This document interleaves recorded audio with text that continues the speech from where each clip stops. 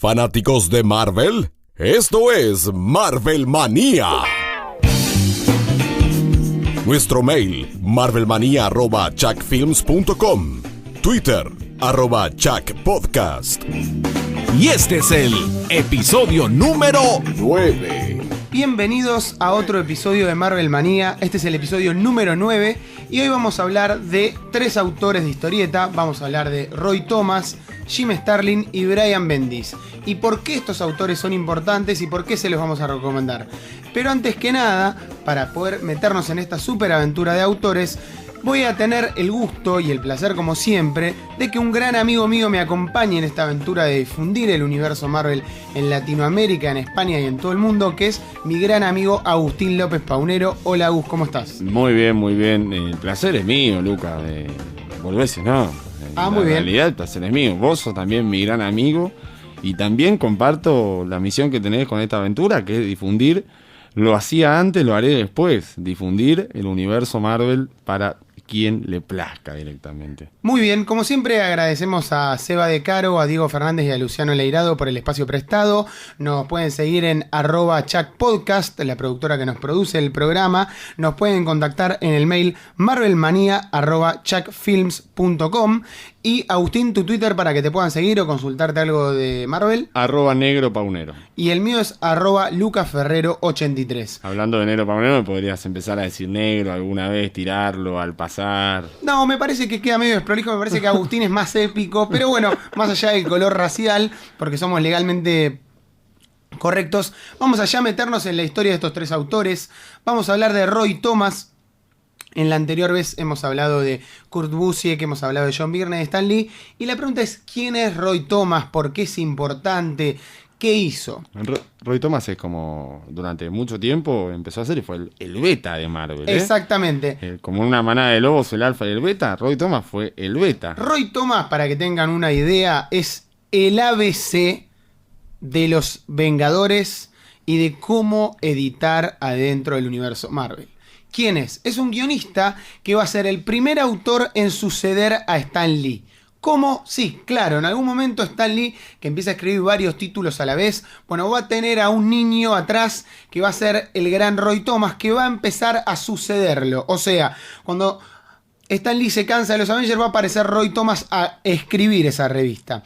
Y de a poco... Con el gran Don Heck en las tintas y en los lápices. Va a empezar a escribir otros títulos que Stan Lee va a empezar a dejar, pero también va a empezar a manejar el grupo editorial de Marvel. O sea, va a ser un editor, o sea, va a subir autores y dibujantes a que empiecen a trabajar en títulos importantes. Pero lo más importante de Roy Thomas en Marvel son varias cosas. La primera es que él va a ser el primer gran escritor de Avengers. Va a ser mucho mejor que Stan Lee. Va a ser el que crea este personaje que todo el mundo está muy loco y que quiere ver en la nueva película. Es Ultron. Roy Thomas le va a dar lugar a la Visión, otro personaje que va a aparecer también en la película de Joss Whedon. Va a casar a la Visión con... No, eso más adelante, eso es con Steven Gelhart. Mira. En la Celestial Madonna saga. Roy Thomas, aparte de tener a Visión, a Ultron, va a empezar a darle mucha bola a la caracterización de los personajes. Scarlet Witch le va a dar mucha caracterización a todo el equipo de Avengers y va a ser la primera gran saga del universo de los Avengers, que es la Guerra Kree-Skrull. Recomendadísima. Totalmente, la super guerra épica que hay adentro de los Vengadores. Es la primera saga cósmica en la que se pelean 2 bandos interplanetarios y en el medio están los Avengers y un surgimiento de un héroe. Pero además, porque ahora vamos a cerrar el concepto de Roy Thomas y vamos a empezar a contarles un poco quién es, también fue el gran escritor de Conan, un título que tenía Marvel, unas novelas de un autor que se llama Robert Erwin Howard. Él lo introduce. Exactamente, va a ser el que lo va a introducir dentro de los cómics y lo va a hacer. Y además de todo eso, va a ser el que va a empezar a poner autores jóvenes en la década de los 70 a que brillen, como por ejemplo Steve Gerber, el autor de Howard the Duck y de un montón de títulos gloriosos de los 70, que Roy Thomas va a ser el que le va a dar la oportunidad. Agustín, ¿te acordás la primera vez que leíste algo de Roy Thomas? ¿Qué fue? ¿X-Men? ¿Avengers? No, la primera vez debe haber sido los primeros números de X-Men que escribió él, que creo que arrancan en el 20, 21. que habré leído esos primeros dos porque salían en Classic X-Men en español. Claro. Después, no, mira, ahí está. Lo primero que leí es una de las mejores cosas que ha hecho Roy Thomas, porque estaba acompañado de Neil Adams. Claro, en la época en X-Men. Claro, Roy Thomas estuvo en una época muy rara de X-Men con Neil Adams, que el título no vendía bien, entonces lo llamaron a los dos autores. Y la rompieron, ¿eh? Y la rompieron. Tal vez no es como lo que hemos hablado de Chris Claremont, pero es muy interesante. Pero lo más interesante es que Thomas se hace cargo de algo que se llama la voz en off. La voz en off es ese cuadradito que tiene una especie de texto que habla del pensamiento del lector o del pensamiento del personaje o algo que refleja con la historieta. Bueno, Roy Thomas es uno de los primeros que va a tener mucha chapa con eso. O sea, va a escribir bien la voz en off, va a ser clara, va a tener mucha caracterización de personajes, pero aparte va a ser algo llevadero, sobre todo para los 60 y los 70. Hoy tal vez es un poco antiguo Roy Thomas, pero fue un escritor que marcó cómo escribir una liga. O sea, lo que dice Agustín de los X-Men es interesante. Porque primero, más al guión, que son buenas, mira, yo la primera vez que lo leí fue Editorial Vid, Grandes Batallas de los X-Men. Sí. Te encuaderna entre distintas cosas que tiran, de Claremont y demás. Te encuaderna una saga pequeña con sentinelas, claro, molde maestro y demás personajes. Recontra bien dibujada por el mejor dibujante de la época de superhéroes, sí. Y muy bien guionada. Hacía muy buen equipo. Y yo, que tuve el placer de leer X-Men desde el 1 hacia el 66 y después sí, con Claremont, fue como que parecía que yo ya sabía que había terminado, que ahí estaba repuntando, como claro, me parecía que ahí se iba a otra cosa. A todo esto, para los que no sepan esto, en algún momento el título de X-Men se canceló porque vendía poco, por eso también... Ni siquiera se canceló. Claro. Reimprimieron viejos números hasta que apareció Chris Claremont y Len Wayne. Pero es verdad lo que dice Agustín. Roy Thomas, aparte de justo tener la suerte de Neil Adams, era vivo escribiendo. O sea, con los mutantes tal vez no va a ser tan épico como con Avengers, por una cuestión de dibujantes, porque en Avengers lo acompaña John Buscema, Barry Windsor Smith, dibujantes clásicos de esa época, sobre todo John Buscema, un dibujante clásico de la década de los 60 y los 70, pero lo importante de Roy Thomas es su voz en off, sus buenos diálogos, la caracterización. Una de las frases más épicas de todos los tiempos del universo Marvel es: inclusive un robot puede llorar, que es la Visión llorando, dibujado por Buscema. Even an Android Can Cry. Es como la celebración de la década de los 60. Eso es Roy Thomas. Y en los 70 va a redoblar la apuesta cuando haga Conan. Conan salía dentro del universo Marvel, no tenía nada que ver con los títulos, pero Roy Thomas adaptaba las novelas de Howard y ciertos cuentos cortos y expandió todo ese universo. A tal punto que Roy Thomas trascendió los Estados Unidos y le llegaron a dar el premio de Grand Prix de Angoulême, uno de los premios más grosos de la Tierra, como mejor autor de extranjero. O sea, Francia, un lugar muy particular donde se mira la historieta con una óptica mucho más particular que lo que es Estados Unidos o Japón, le entregaron un premio a Roy Thomas. Repito, Roy Thomas, un autor interesante, conciencia social, voz en off, buenos villanos, buenos personajes, mucha historia, mucho revisionismo. Bueno, él profesor de historia. Profesor de historia. Después empieza con la historieta. Después de ejercer unos años como profesor de historia, empieza con la historieta. Muy fan de la literatura. Obvio. Él es que escribió novelas. Yo no las recuerdo, no leí ninguna, lo reconozco, pero escribió, después de retirarse un poco de la historieta, escribió novelas. Y también tenía fanzines sobre la industria del cómic. Alter Ego y varias revistas que hoy salen en Editorial Tomorrows son todas manejadas y coordinadas por Roy Thomas, celebrando un montón de autores de la década de los 60, los 50 y otras décadas, sobre un montón de personajes, tanto como de Marvel como de DC. Ahora, para marcar este tema de las características de Roy Thomas como guionista, tiene una que vos marcaste recién, espectacular. La verdad que es un análisis de literatura, de docente. Sí. Te mostrás, tirás toda la carne al asador. Sabés lo que sabés de guión de historieta. Él tiene una característica que la tienen que tener a partir de Stan Lee todos los autores del universo Marvel. ¿Qué es? Porque hoy en día es más común leer historietas que tratan sobre Peter Parker enseñando en un secundario que luchando contra supervillanos. Pero en aquella época, en el lado de la vereda de enfrente, por ejemplo, era una locura hablar de algo así, y se hablaba de superhombres con vida super y demás. Salvo Clark Kent, lo más loco de Bruce Wayne, digamos. En este caso, Thomas va a tener ese elemento. En el caso de X-Men va a introducir a Lorna, a Polaris, Sí, y total. a Havoc. Va a meter el triángulo amoroso con Iceman de entre esos dos, digamos. Sí, o sea, Estas va a meter cuestiones de- relaciones. Sí, en Avengers pasa sí. lo mismo, claro, entre Relaciones Scarlet Witch, humanas, Hawkeye. claro. Es verdad, o sea, va a construir a partir de, si hay personajes que son malos o buenos, relaciones. Los va a empezar a conectar más. Y eso va a Le va a dar marcar. vida humana. Le va a dar vida humana, que es Exacto. fundamental. No son superhombres, no son Miracleman. Totalmente. No, Y además- estos muchachos son humanos con traje con poderes. Eso es verdad, y además va a ser el primer gran escritor de ligas, o sea, de personajes superpoderosos adentro de Marvel. O sea, todo lo que siguió después, Steve Englehart, Roger Stern, Kurt Busiek, Hickman y todos los escritores que les gusten, bueno, Roy Thomas fue el primero. Y el primero en meter el gol al ángulo. O sea, los Avengers de Roy Thomas son más importantes que los de Stan Lee. No solo porque tienen más números, sino porque tienen mejores arcos argumentales y porque es más épico lo de Roy Thomas. Y porque creo que lo de Lee era más una cuestión de un equipo de individuos. Y Thomas pudo hacerla del equipo del equipo. Totalmente, hacer, no solo ser consciente de que él iba a ser el segundo escritor y de cómo venía la mano, Pero claro. inclusive terminó reemplazando a Stan Lee en todo, salvo en el máximo cargo que ostentó Lee hasta... Sí, total. Sí, No sé. hacer el que maneja publisher, digamos. el que maneja la editorial. Pero bueno, Roy Thomas. Pero él reemplazó a Stan Lee en un montón de, Sí, de- sí, sí, de total. historietas. A ver, Fantastic Four, Thor. En todas él pasa a tomar el rol de Lee en el aspecto. Sí. Porque Lee era muy creativo, todo, pero en un momento tenía 12 títulos, 14 títulos, y tenés que escribir un guión por día para empezar a hablar. Obvio.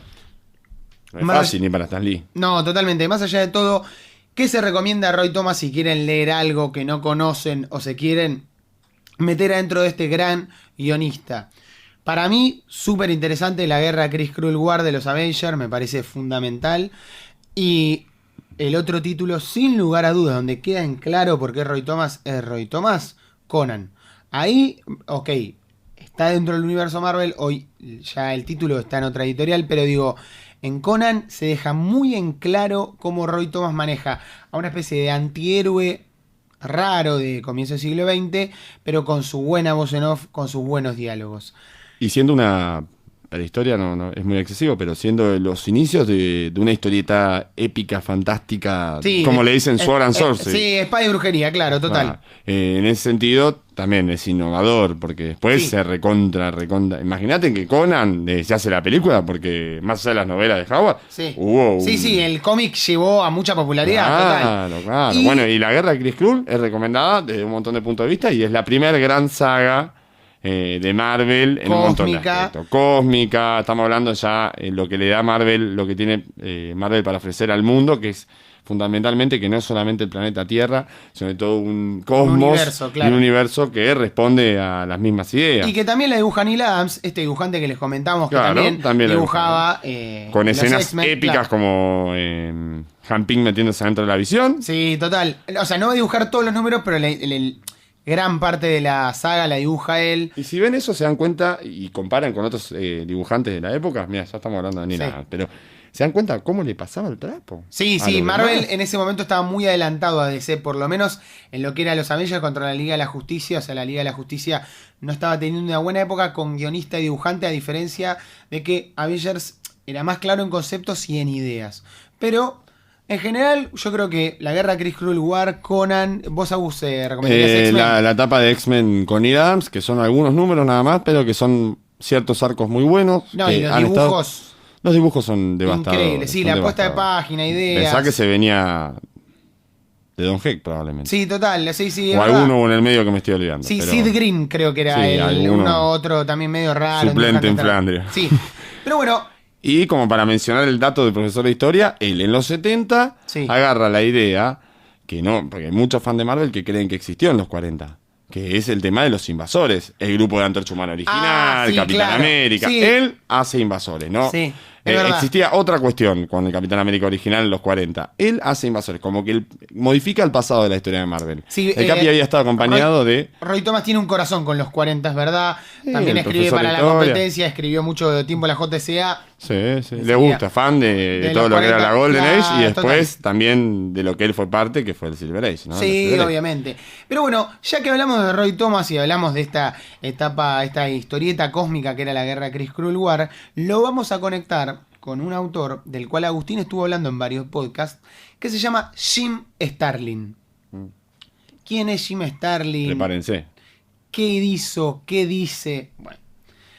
¿Cuánto le deben? Ese Claro. sería un buen tema. ¿Cuánto le deben a Jim Jim Starlin? Starlin básicamente es así. Es un muchacho que en la década de los 70 va a ser el responsable de escribir y dibujar un título llamado Capitán Marvel y va a ser el primero en plantear el cosmos del universo Marvel. A partir de esto que había hecho Roy Thomas, lo va a agrandar.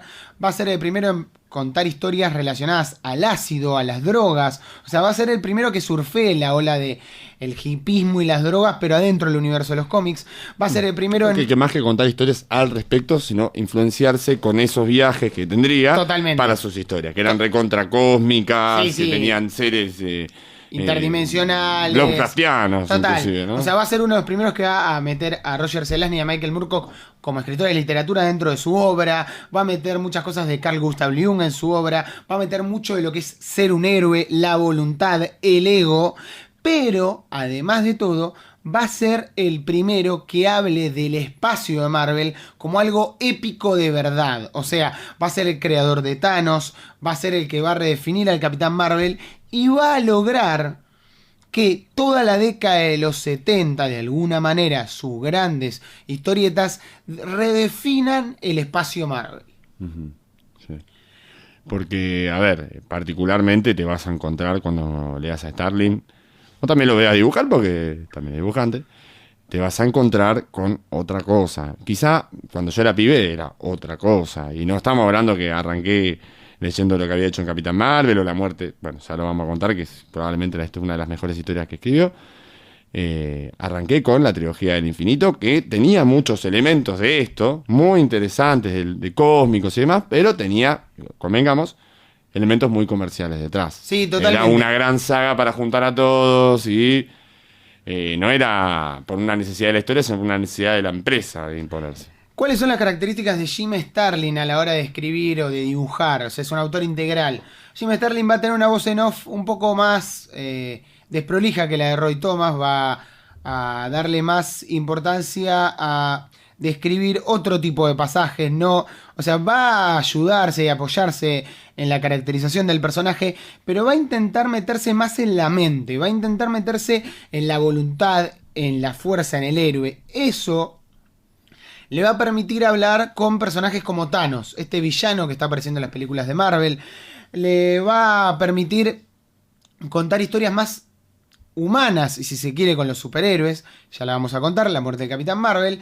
Y también va a ser algo que es muy genuino y muy interesante, que es, además de escribir a héroes súper mega poderosos en el espacio, sobre todo en la década de los 70, va a ser el principal dibujante o uno de los creadores de Shang-Chi, este héroe del Kung Fu de los 70. Personaje mítico de la Claro. Marvel, Donde estaba de inconcebible. moda Eso. las artes marciales por Bruce Lee. Ujú. O sea, Era el Bruce Lee de Marvel. totalmente. Jim Starlin, un reaccionario, un fanático del Kung Fu, con Steve Engelhardt van a hacer un título de artes marciales. Entonces, era un autor variado. O sea, lo que dice Agustín de la trilogía del infinito, de esto de lo que es el guantelete del infinito, Infinite Abyss, La Cruzada del Infinito y todos los títulos, eso vino mucho más adelante, vino recién comienzo de los 90. Sí, no fue la vino en los vuelta. 70. Fue Claro, la vuelta de de él. hacer superhéroe, pero también con un muy buen nivel. Sí, por ahí. Muy buenas historias. El primer arco, la guerra, perdón, el guantelete del infinito me parece que es lo mejor. Y sí, después ya la Guerra del guerra Infinito, Cruzada, es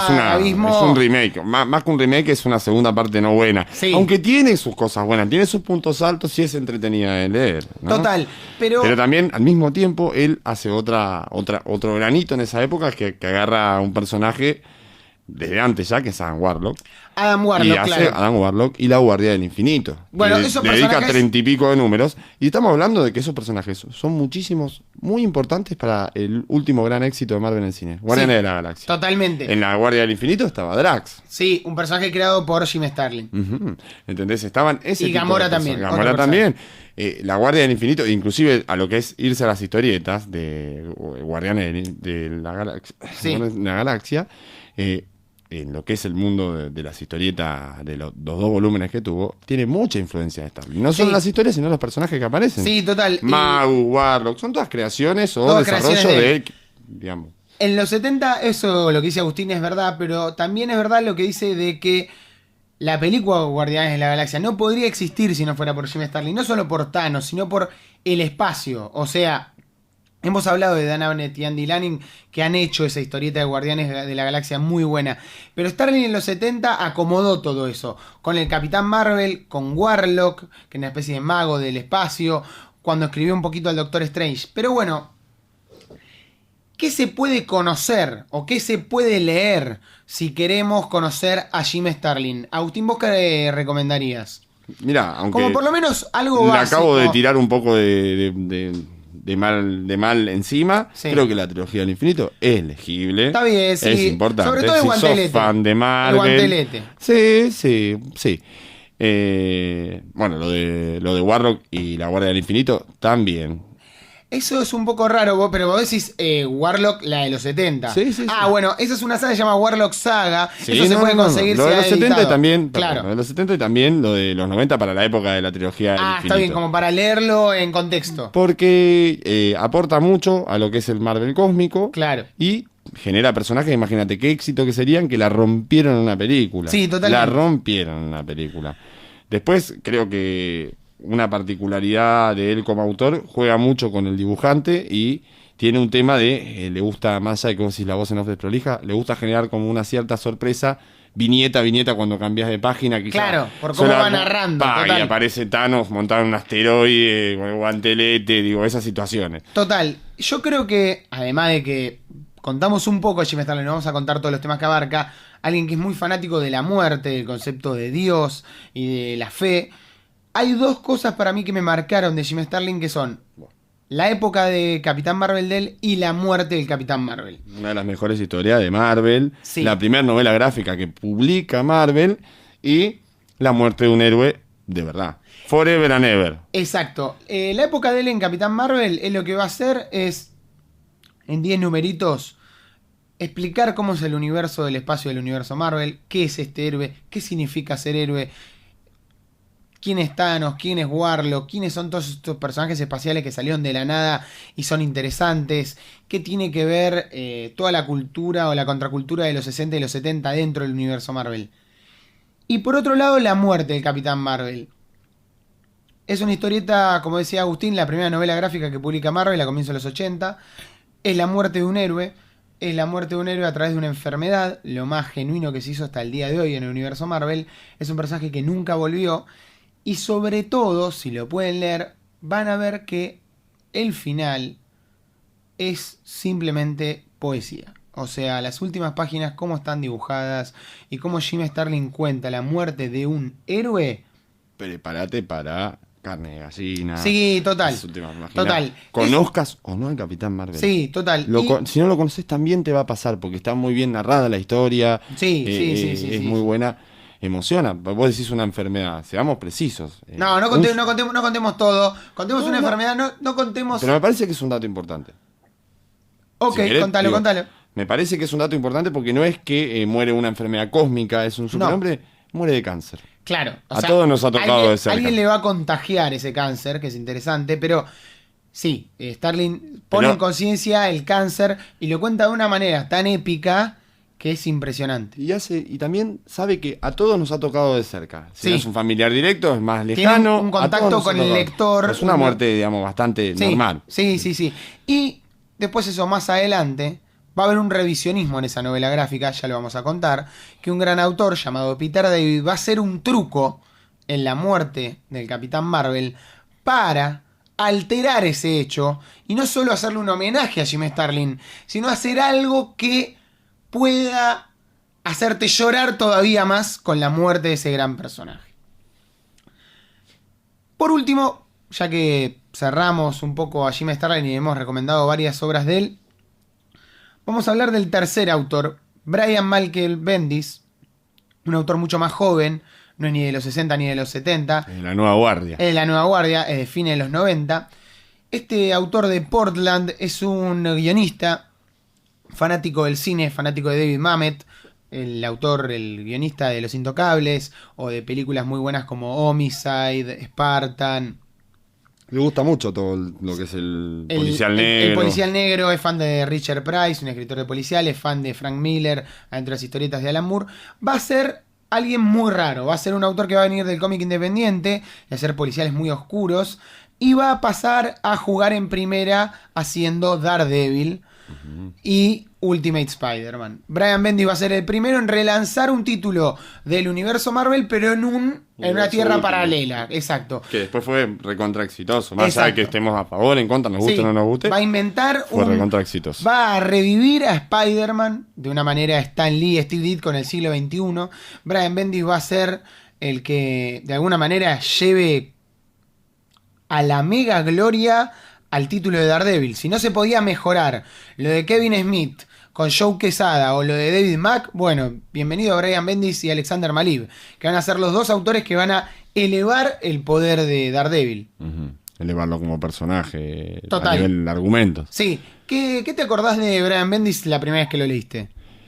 Mira, Bendis, vos cuando decís juega en primera, empezó a jugar en primera, Bendis no solo empezó a jugar en primera, pasó a ser el Real Madrid. Más allá de que nos guste, no nos guste, estemos de acuerdo o no, fue el encargado de escribir por lo menos 8 sagas consecutivas de macro sagas del universo total. Marvel. De Avengers Disassemble en adelante, creo que un montón. agarra todo House of M, Secret War, Reinado Secreto. Sí, hace un montón de cosas. Sí, total. Él, Eventos en X-Men, sí, es en verdad. ese sentido, empieza a agarrar las historias más importantes y a escribirlas. ¿Y qué tiene? Un formato que a muchos le podrán decir comercial.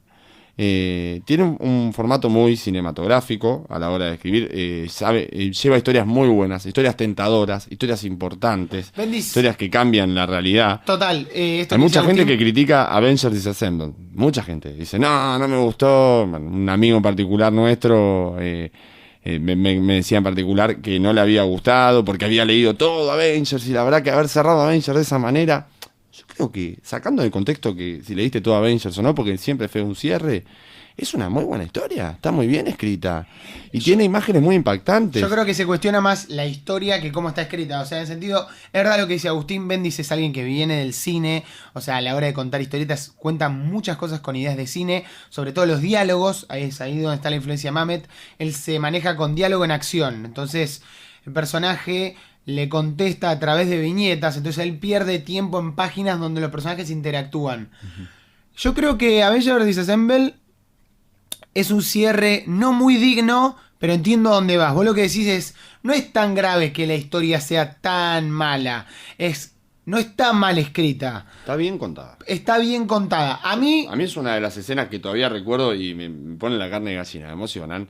El final todos con la velita en la mansión Avengers, cuando todos habían decidido irse y Sí. sale y está todo el pueblo de Nueva York, digamos, la gente de Nueva York apoyándolos con carteles, sí, Avengers Forever. tiene escenas lindas. Que son, para el que es fanático, tienen cierta épica de comercial de la época del Mundial. Digo, Total. Esa cosa que te emociona. Ahora lo vamos a cruzar en la campaña electoral, que hay candidatos que te gustan y otros que no, y que de los que no te gustan hacen grandes publicidades que pegan en el pecho, porque saben hacer eso. Bueno, tienen a Bendis esos tipos. Sí, Bendis total. tiene eso, sabe pegar en el pecho. Sabe pegar en el pecho. Tocar, sabe tirarte un No More Mutants en Sí, House of M, sí. y sabe generar un cambio radical y terrible en la historia del universo Marvel, como fue House of M, que es un gran what if, podemos decir. Sí, un evento gigantesco. Un evento donde- gigantesco, bueno. Sí, es muy, divertido. y vamos a ser sinceros, muy difícil hacer un gran macroevento por año y pegarla siempre. No, total. Bendis Es va a muy ser, jodido. va a ser el que, total, es una especie de Real Madrid de Marvel, el que más hits va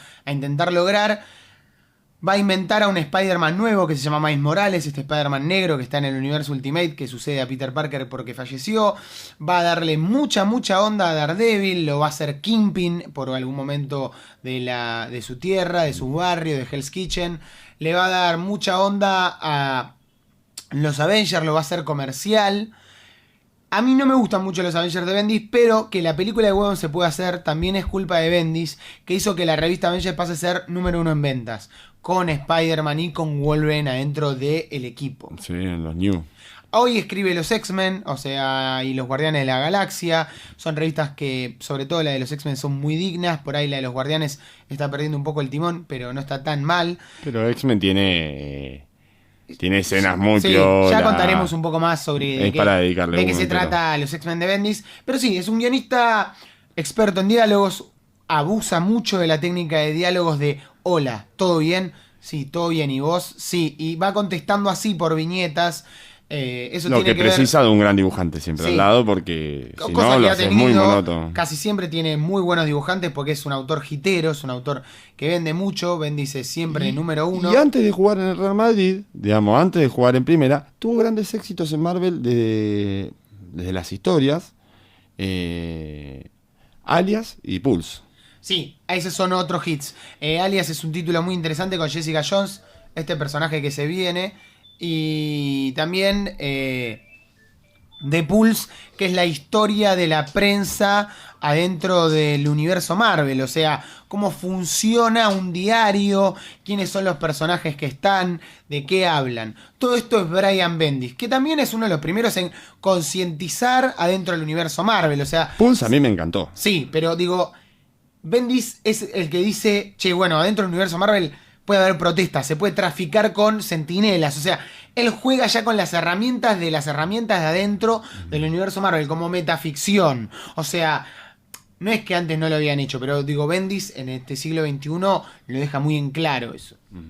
Y porque también tiene otra característica que no se la mencionamos a Starlin, aunque sí de costado, hablando de la muerte de Capitán Marvel, que es humaniza, esto que vos contás, Sí, de traficar con humanizar, sentinelas. sí. Un tipo que está metido en la cabeza Sí, lo di constantemente como en las ejemplo. historias de superhéroes. Total. Pero digo, jamás llegar. Él que viene de los policiales y viene con otras vetas y viene con ese sentido, puede llegar a encontrar.